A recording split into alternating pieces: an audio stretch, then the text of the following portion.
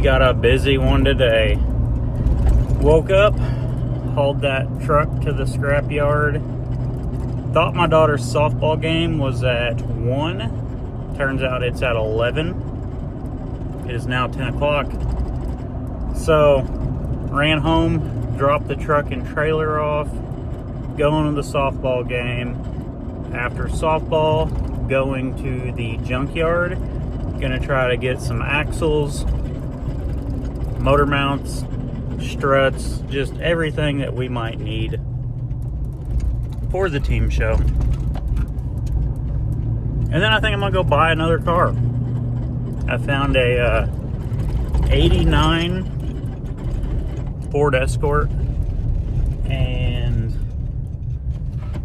the guy's got it marked for $200. So like it's gonna pull that across the scales automatically. But if we can get it to run, we might, I don't know, raffle off a MWFA car or something like that, or rent it out or sell it. So yeah, 1989, that was a pretty decent year for Fords. Like, not a lot of security in them days. So let's see how all this goes. Stay tuned. So while at the junkyard, you got to make a side quest, walk through the whole yard, try to find old iron like this, and try to hope that it's still got the bumpers on. This one's already been robbed. I did find an 80s Lincoln, but it had the aluminum bumper on it. But yeah, this would have been a great find.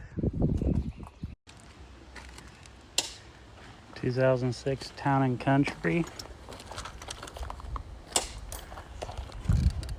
with the cold air intake filter.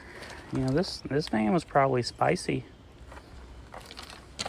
Oh, I see the back of is that a Lincoln?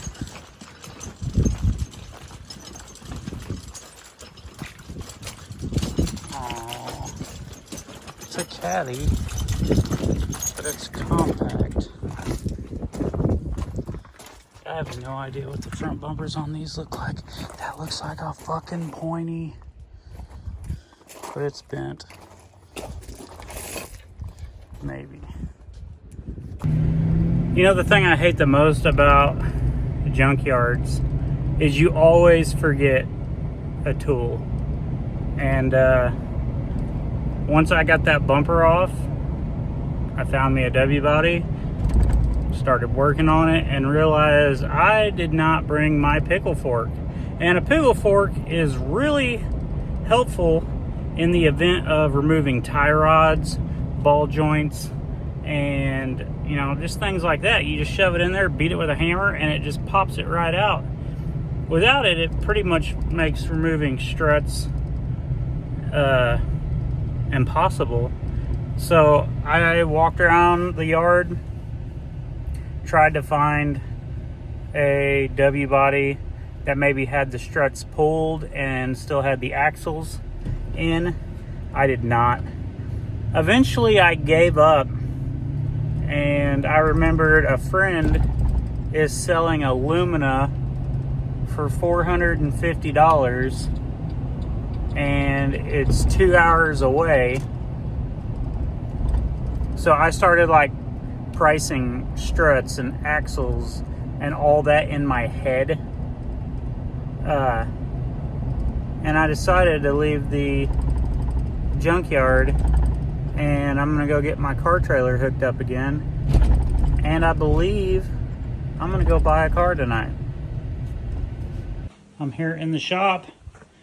There's the fucking pickle fork right on top of the box. I sat it out and then got distracted. Let's go buy a car. By the time I got home last night, it was super dark, but here we go. Appears to be like a 97, 98. She's already stripped for the most part. Under $500. You can't beat that.